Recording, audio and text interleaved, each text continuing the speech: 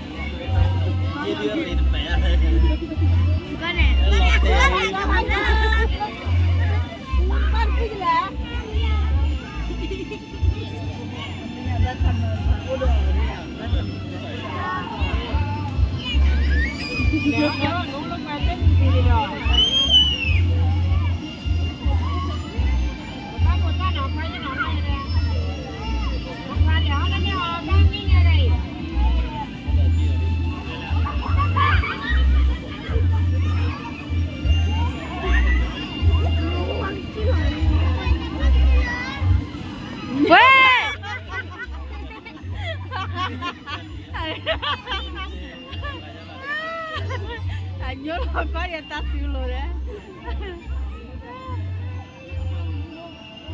Ya đi ra nó chờ bạn qua đi. Đi ra nó chờ ngay. Thôi đi ra mới. Mua cái lò tè. Cái bạn nó chỉ là lời này nó chỉ là cái bạn ra. Thôi thì đi ra. Quả đi là thôi thì mình lại. Bây giờ nó cho lòng mua cái thoát thì vào đi 80 nè.